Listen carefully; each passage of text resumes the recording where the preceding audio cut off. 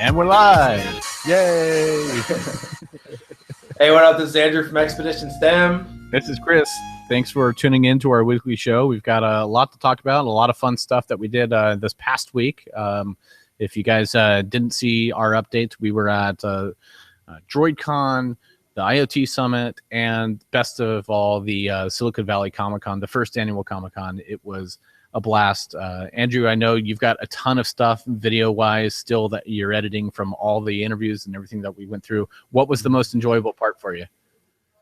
Oh, God, the most enjoyable part. I would say the most enjoyable part was just attending all of those things. It was really cool to get out and, get access to these different conventions and see what's going on, talk to some of the people in the industry. And definitely Comic-Con was a different perspective, attending it as media as opposed to as someone just going. It was a totally different perspective. It was chaotic, but it was a lot of fun. I'm glad we got to do it. Yeah, I think, it was incredibly memorable to be there for the inaugural, to see how well it takes off. We got an update from the organizers that they had over 60,000 people in attendance over the course of the 3 days. They had events where, with the likes of William Shatner, the cast of Back to the Future, Nathan Fillion, just some really all-star cast. I think, some of the most memorable thing, or one of the most memorable things for me, was actually just being able to do some of the Q&A stuff that we did, especially with the likes of Leah Thompson. I take that back. Yeah, that was definitely the most memorable for me. It was getting to talk to Leah Thompson one-on-one on camera. That was great. That video is actually on our page right now, so you can go ahead and check that out. That's one of them that we got up immediately, almost. So. Not to mention the fun with R2-D2, although he did freak out a little bit when you asked him a dark side question. So, yeah. Anyhow, but no, I think it was just a lot of fun being there. This being a place where Silicon Valley is often influenced by popular culture, and popular culture is influenced by the innovations here in not only the Silicon Valley, but the tech industry. So being able to bridge the two together, I thought it was amazing way, a big success from Rick and Tripp and Woz to bring the two industries together, as well as Stan Lee. I mean, seeing Stan Lee, seeing him take time, seeing him take extra time with a wounded veteran just to answer some questions and shake his hand. I mean, and he tells that veteran, you're my hero. That was an amazing moment for me, just to see somebody recognize, our battle brothers that way.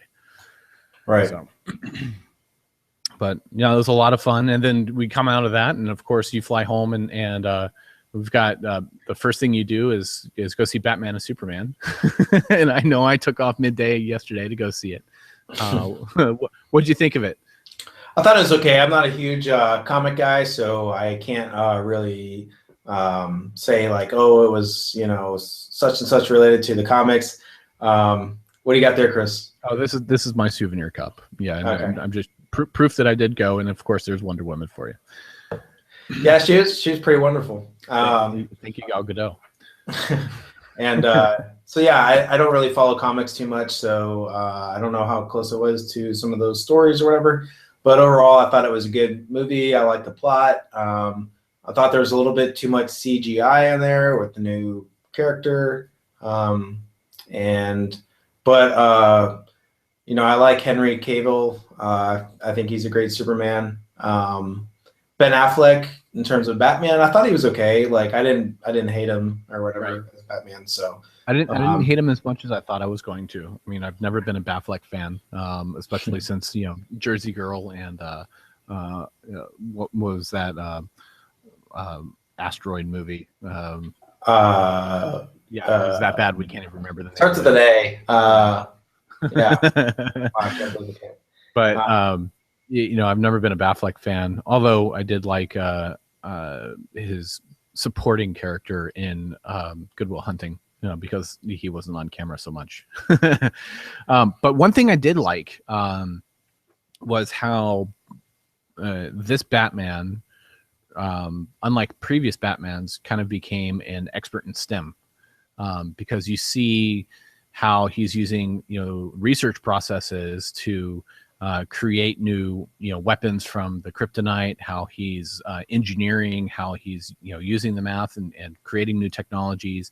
Like, you can actually see a lot of that, which is something that they haven't shown in, I don't think, any previous Batman to the degree that they showed here, of how well he's been the one innovating. Because previously in the Christian Bale versions, it was, the Morgan Freeman character who was the scientist that was doing everything. And of course that character is not in this storyline.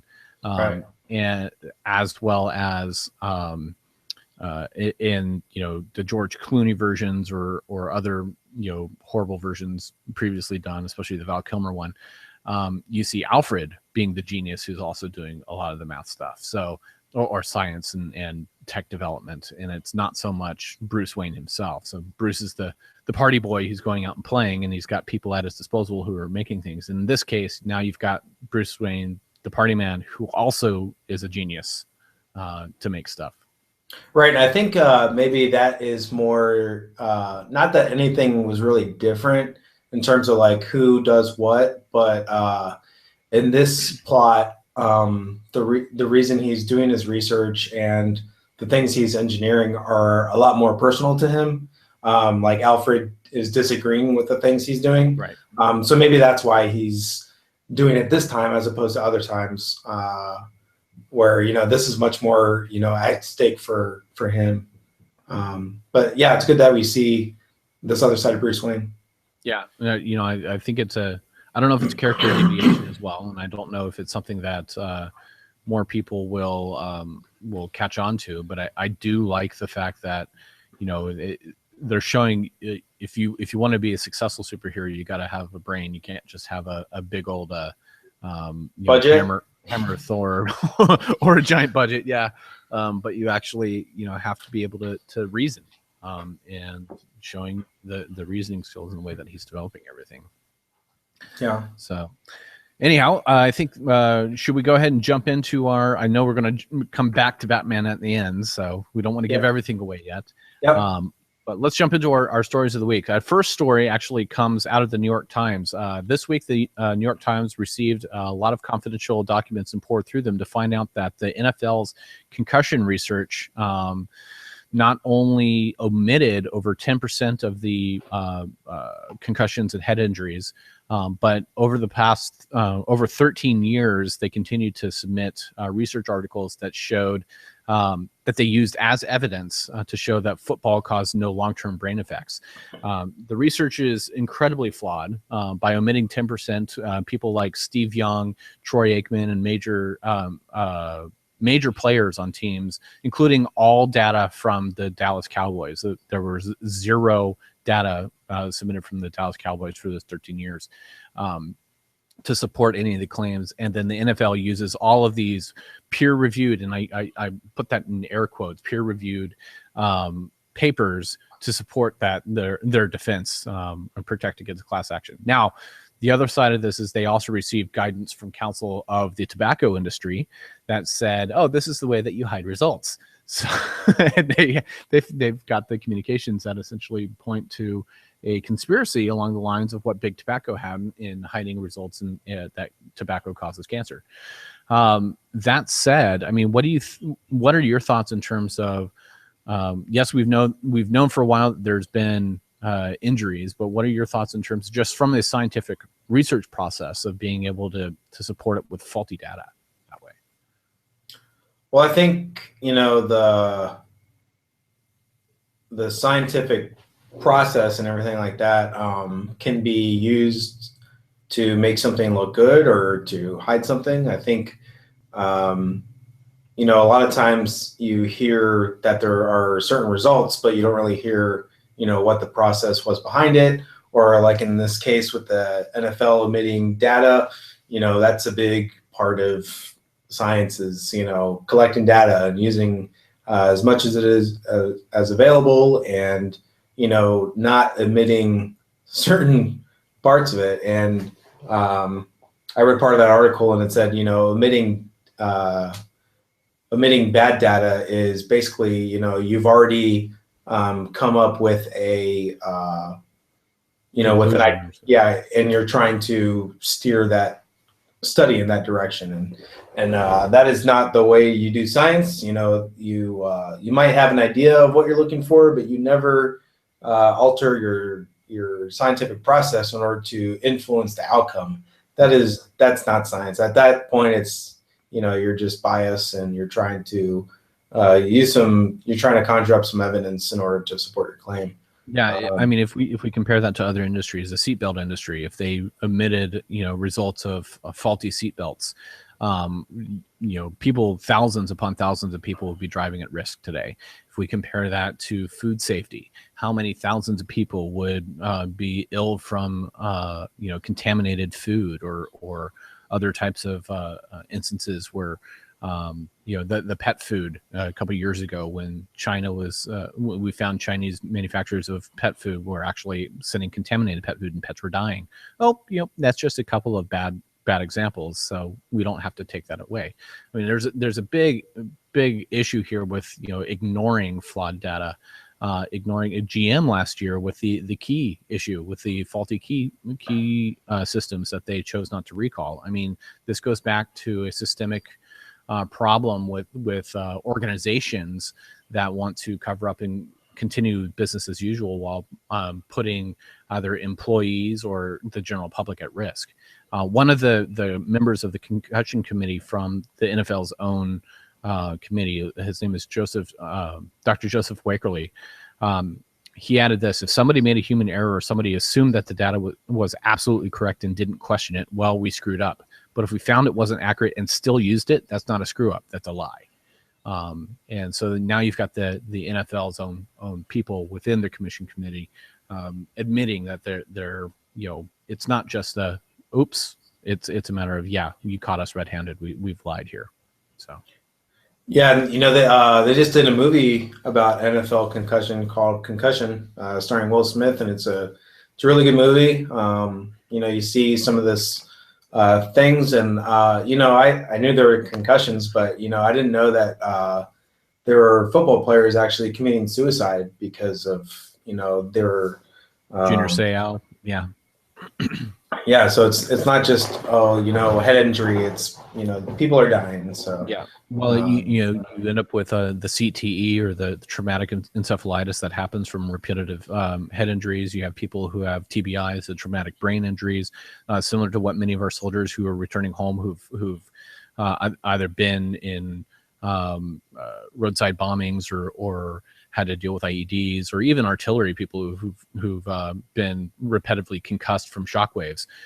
Those are some of the issues that some of our soldiers have to deal with. Head injuries. The head. You only have one head. It's one thing if you injure an arm, you can overcompensate with your other arm. But if you injure your head, you got other stuff going on, because there are so many systems, so many processes, and so many outlier or actions that are controlled by our brain. Everything is controlled by our brain, and we got to take care of it. Yeah, and you got to ask yourself, are the American people ready to give up football? I don't know. I came in this morning wearing a University of Florida football shirt. I believe blue and orange, go Gators. But are we ready to give up football, or are we ready to look at football even more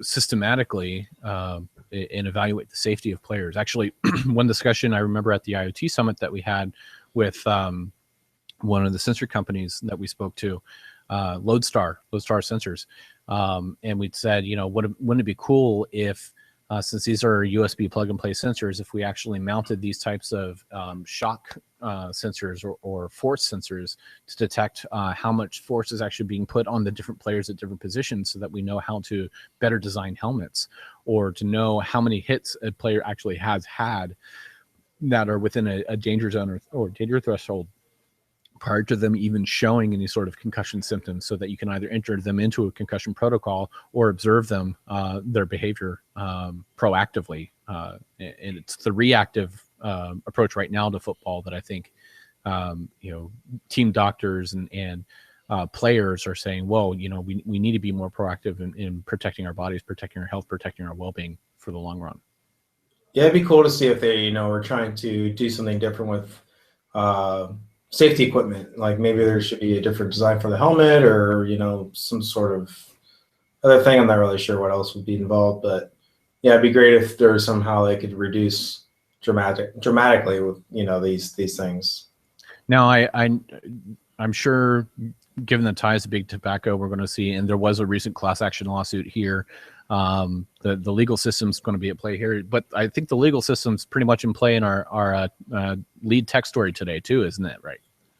Yeah. So for our tech story, we're going back to the FBI versus Apple case. There's been sort of a development in that. First, this week, Tim Cook launched the new iPhone SE, which is a smaller version of the iPhone 6, basically. And he addressed, to the at the keynote that Apple shouldn't be involved, in these huge political matters. But the FBI announced that they had a private company who had approached them and said, we can unlock the phone. So right now it's rumored. It's not really announced yet who that company is, but some leaked documents have said that it's an Israeli-based company called Celebrate. And they are a software and hardware forensic analysis company. And so they're some people are saying that, that company leaked the story itself, but other documents show that it is the company. There's a contract award that has been found that is for that company, and so they're not sure if that specific contract is the one related to the San Bernardino phone, because it says something about Chicago, but it's only for $16,000, which is, if it's to unlock the iPhone, would be a pretty cheap price, I guess, considering everything else that's already been involved. So I guess my question to you, Chris, is what do you think about maybe a foreign company unlocking a device for the American government? Well, it's actually not that unprecedented. If you look at Absolute Software that runs the LoJack for laptops or LoJack for your iPhone, they actually they have an entire theft recovery team that is devised of former intelligence and police folks to track down the phone and work with the local law enforcement to locate your stolen device. So precedent's already there, and they've done it. They actually unlocked, I know LoJack for laptops unlocked a giant crime ring and drug ring in the Detroit area because there was a bunch of stolen laptops that they were using. And the idiots in the drug ring were actually using their own Facebook accounts to communicate with one another. And they were able to actually see the raw communications. So it's really not that uncommon. Being that it's a foreign agency, unlocking a government-controlled phone. Now that's something that I'm wary of, because the phone was under a government contract. It was under whatever the shooter was a government contractor, right? For one. Right. Yeah, for the San Bernardino County. Yeah, San Bernardino County. Now, it's a county agency. It's not a federal agency. So, is there precedent here that it's going down to local levels? And if it's a federal level, what's needed there? I think that's one thing that you have to worry about. What does it mean for having access to some of the other systems, or what can you see, what can you unlock, and in what capacity are they working together in order to do this? Both with the FBI, with Apple, and everybody. Is it a shared ecosystem where they can all see what's going on, or is it very controlled? What are the tight controls on access and cracking? So those are other questions that come up for me. Yeah, and Apple has stated that, if this company does unlock the phone, they want to know exactly what was done. I think it would be good for Apple to know, so that maybe they can write software differently that would prevent that I think they would want to prevent that sort of thing from happening. But I really doubt that the FBI is going to share that information after all the publicity that Apple has done, to say that, hey, we're against, this thing. Apple's not willing to help the FBI, so why should the FBI help Apple? One thing that, now there could be, it depends. I don't know. I'm not a lawyer, but a lot of stuff that is done in these court proceedings has to be made public. Mm-hmm. So, the procedure for unlocking the iPhone may have to be made public, or there might be a case where whatever technology and process they're using is classified, and in that manner, it wouldn't have to be entered in court records. Right. But I'm hoping that Apple will find out what it is. And who knows if this company can actually do this or not. I've read that they can. They've advertised that they can crack an iPhone 8 or iOS 8, but this is iOS 9. It's a whole different method of encryption. So who knows? And definitely looking forward to seeing it happen with this company. I hope they don't do it, but if they do it, I think it's better than Apple doing it. It's better to have a third party crack a phone rather than the manufacturer being required to write a new piece of software that could be applied to almost any device. So the FBI has stated, this is the San Bernardino is a one phone thing, and I think if a third party is now involved and they have to pay that company each time something's involved, I think that, first of all, that company is not going to be writing new software, new iOS software. They're going to just be cracking a phone. So it's going to be charged, they're going to charge the government per occurrence. So it's not like, it's not like a blanket sort of contract. It's going to be, okay, let's crack another phone, it's going to be another $20,000. And so you probably won't have, all these people lining up to have their iPhones cracked if it's not going to really pay out or whatever. So, well, and I think one of the other things is that in response to this, there's been a number of reports that Apple is building its own servers in order to prevent snooping, doing whatever it can to privatize the connections so that cloud-based systems that might be contracted through the federal governments, it's another layer of protecting everything by having its iCloud and Project McQueen be completely off the grid, where it's not Amazon Web Services like it had beforehand. Now they're using Microsoft Azure for a cloud engine. They're not using. They're really selectively choosing what technologies they're building into their own database iCloud systems that they're putting in place in Oregon. So that's an interesting development, as well as what does this mean not only from the device but for iCloud, for your iTunes, for all the other connected devices and places that your phone is sharing data. So what types of security can be built in if you've encrypted your phone? Now what about the data that's sitting in the cloud, and how do the two talk to one another? So that's another interesting aspect and outcome that I think is coming out of it. Yep. So we're going to go from phones to, I think, one of the biggest badassest things I've seen in a long time.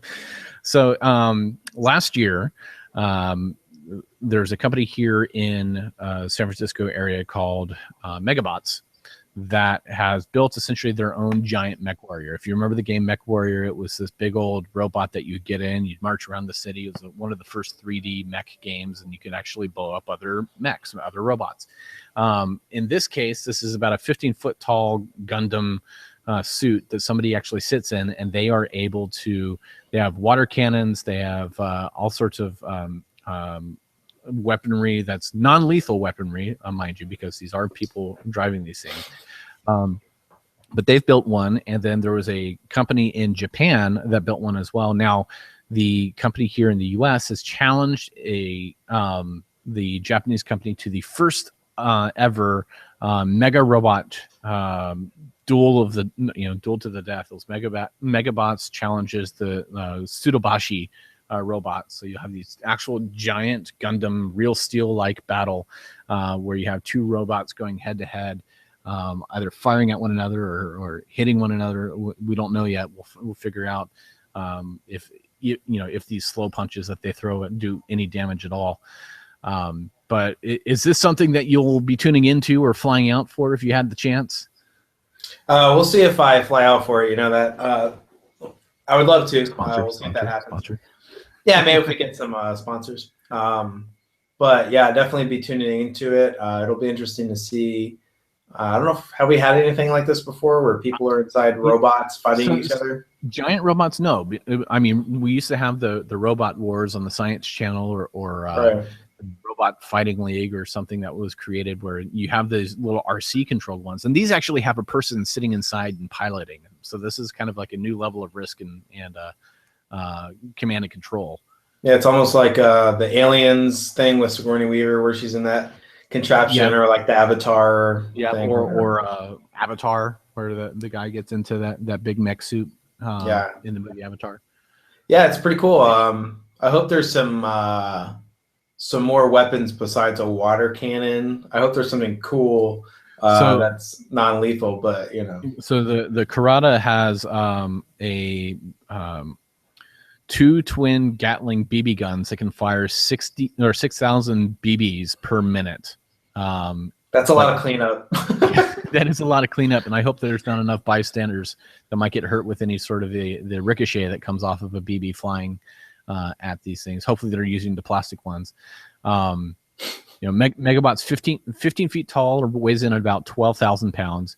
And the Tsudabashi's Kuritas is 13 feet tall and 9,000 pounds. And the two differences, the Megabot, or two other differences, the Megabot moves around on like tank treads, kind of like short circuit. Johnny Five. Not alive. Johnny Five is alive. And the Kuritas is lighter and faster, but he drives around on a set of 4 wheels with legs that extend around. And there's actually videos of it driving around the streets of Tokyo. And I can only imagine the looks of people as it goes into, in the Shibuya crossing in downtown Tokyo. This giant robot. They're probably going to think Godzilla's coming or whatnot. Or what was that movie, Pacific Rim? We build robots to fight monsters. I never saw that. Oh yeah. These aren't quite as big as the giant Pacific Rim things, but still large enough to intimidate some people on the road if they see something that looks like a weapon on its arm. I wish it had something cooler besides the BB gun still. I mean, if you're going to be fighting another robot, BBs aren't going to do anything. No, not really. I'm concerned actually if you're fighting another robot and you're shooting BBs at it and that there's another person inside. Like, how can we have making sure that everything that's being fired is non-lethal, or there's no risk of injury to the person inside. The water cannons are okay because I can see it disrupting electronic systems. I can see it if it has enough force, actually maybe ruining a joint or a servo or some sort of piston. Disrupting the connections there. I think we should go like Batman style and have or like James Bond, where you have like an oil slick, deploy some oil, and now the tires are screeching around, or maybe some little like jacks on the thing where it slips. Oh yeah, or what was the other? Fast and Furious, the original Fast and Furious, where they have the electro disruption for the engines. Oh, right. Probe that they shoot on it. If you get one of those attached to its leg, does the leg stop working? Yeah, like an EMP. That'd be cool. Exactly. A miniature EMP. Yeah, I think something to either disrupt its electronics or to make it slip, or somehow to make it stop, or something like that. BBs aren't going to do anything. I don't know if that water could probably do something if it had enough force. That'd be cool to see. Yeah, I'm interested to see it. If it happens here in the Bay Area, we'll at least have one of us there to cover the whole event. Knock on wood, we'll have both of us. Do you have the dates for that? All they say right now is June 2016. It will be happening this June, so it'll be a summer battle, hopefully under the Golden Gate or someplace here with a nice backdrop. May actually happen on the same airstrip at the Alameda, the former Alameda Air Base, where MythBusters did a lot of their filming. So is that where they had like the big hangar? Yeah, they did a lot of stuff. Yeah, well, there's the giant hangar that they also use at the NASA Ames Research Center, which Google recently bought. But they also have the if you've seen the final episode where they drive the truck with the snowplow on it and they try to bash through anything and everything possible on a giant runway, that's actually done there at the Alameda airstrip. It's a massively long airstrip that's out of commission. Nothing ever lands there anymore. Probably because of all the damage that MythBusters has done to it and M5 Industries. Guys, if you're watching, we love the show. Sorry it's off the air. We'll come over and talk to you guys if you ever want to. So, yeah, and so speaking of entertainment, that brings us to our math segment. And based on this weekend, we're going to relate it to Batman versus Superman. So, Chris, I am Batman. Before we get into it, I just want to say that it was funny that Batman still has a voice changer. Yeah. Like, it wasn't just him going, I'm Batman. It was an actual piece of technology that changes his voice. Well, I think it was even funnier that Jeremy Irons put it on, and you see him in one of the scenes, like, testing, and he's like, God, I hate this voice changer. Yeah. It just came out this weekend. There were some theaters that played it on Thursday. It opened everywhere on Friday. So with a combination between Thursday and Friday, Batman vs. Superman has raked in $82 million in box office revenue.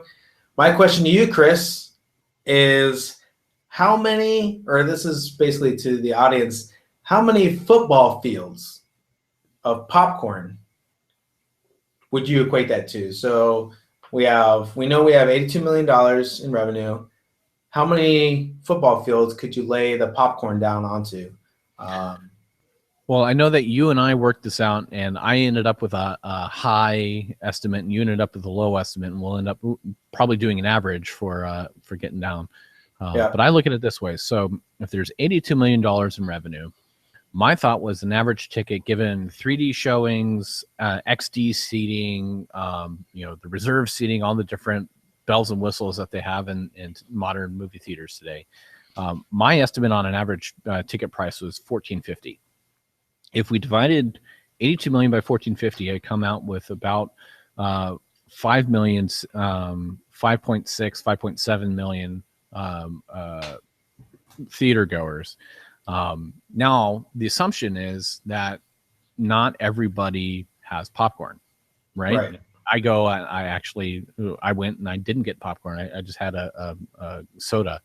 But the guy I went with had popcorn. So I'm going to guess that it's not quite a 50-50. I think it's probably 75% of people will eat some popcorn, or at least buy popcorn. Maybe there's people sharing. I don't know.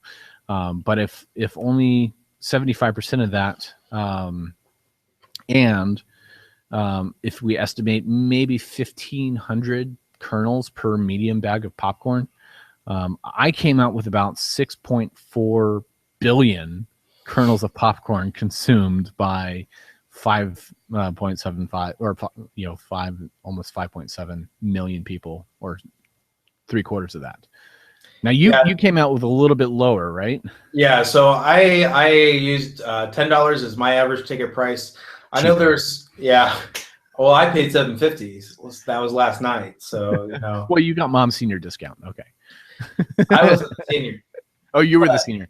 Oh, okay. No, I was not the senior. But anyway, so yeah, there's 3D. I think there's obviously more 2D viewings than there are 3D viewings. So there's going to be this, the 2D viewing is going to be higher weighted than the 3D, even though 3D costs more. You got matinee times, which are probably going to be more, or about half. I went to a matinee 3D, and I think we paid $11.50 a ticket. Yeah. And you live in a higher priced area. Right. So yeah, I used $10 as my average, so that brings it to 8.2 million theater goers for Batman vs Superman. And I also kind of assume that there's people sneaking into the movie, so there's probably not that many, but there's going to be some. There always is. And so now next, I assume that half of the people buy popcorn. I think 3/4 is probably a little too much.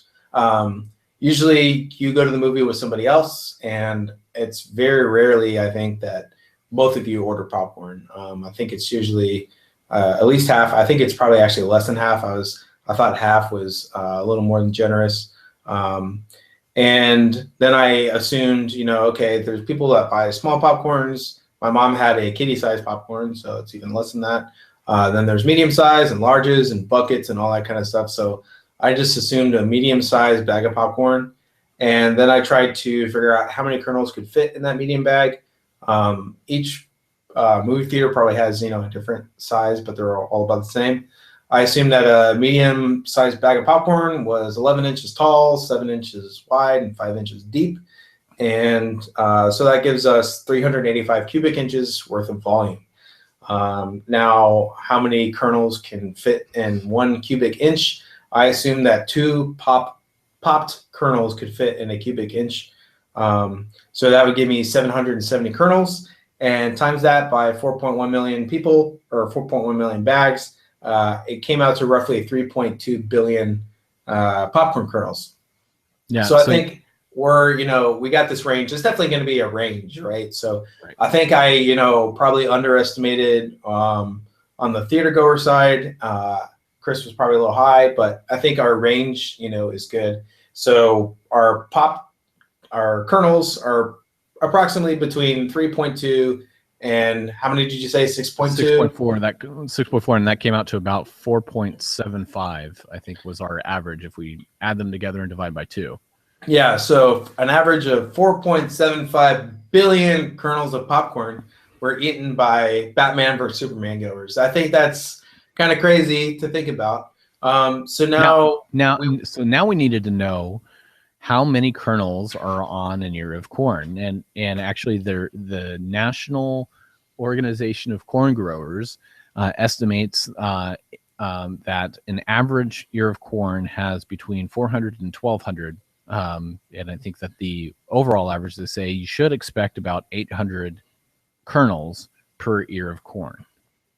Yeah, so that's almost like a full bag of popcorn per corn. So yeah, so if we divide 4.75 billion by 800, we get approximately 6 million ears of corn. Now, we went back to the same registry to find out, okay, how large, if you look at a corn plant, they're taller than me. I'm 6 foot, so most of them come out about 8 to 12 feet tall, and will average yield 8 or 9 ears of corn. Correct? I think that was the number that we came out with. Yeah. So now you got to divide it by 9 and figure out how many full plants you would need in order to grow that amount of corn. Right. So 6 million ears divided by 9 plants per ear, or ears per plant, would give you 660,000 corn plants. Yep. And then how many corn plants fit in an acre? We actually went to acreage because acres are something that you can easily convert. It's a measurement of area. So we could easily convert that to square feet. So the number of corn per acre, I believe you had that written down. I missed it here. No, I don't. Okay. Average corn yield per acre, or number of corn plants. Corn. I think it's 30,000. Yeah. Yeah, 30,000 corn plants per acre. And acres are what farmers use. So yeah, so it came out to 22 acres. Yeah, so we had 22 acres, and now we just have a simple math conversion. So converting that to square feet came out to 22 acres to square feet. out to 958,320 square feet. And a football field is 160 feet by, what was the cross section? 160 feet by 360 feet. Yeah, including end zones and all that stuff. Yeah, so you have to include the end zones. I mean, you can't play football without an end zone. And the goalposts. So 160 by 360. 57,600. Okay, and so we divide that into the 958,320, and we get approximately 17 football fields. So there you go, folks. 17 football fields, 0.2% the size of the. We worked it out to figure out how large versus Central Park in New York. Came out to 2% the size of Central Park. Gives you a scale, or how many backyards that would come out to. Maybe 32 backyards or 32 yards. So maybe a full neighborhood block or a couple of neighborhood blocks there.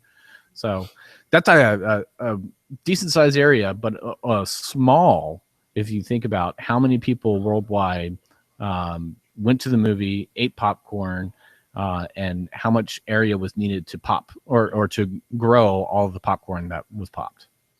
Yeah, and sometimes you're driving down the road, if you're going through the country and you see these vast fields of corn, you're like, who needs this much corn? Like, holy crap! Like, that's a lot of corn. But I think the movie theater industry is probably why. But movie theater and then the feed industry, those are the two big consumers. So yeah, and the high fructose corn syrup. Yeah. Thank a farmer for growing that delicious popcorn that you enjoyed when you go to the movies. If you don't eat the popcorn, have your friend thank them. So that's it for our weekly STEM. I thought that was a pretty cool math problem, turning box office revenue to football fields of popcorn. That was pretty cool. Yeah. So what we got going on next?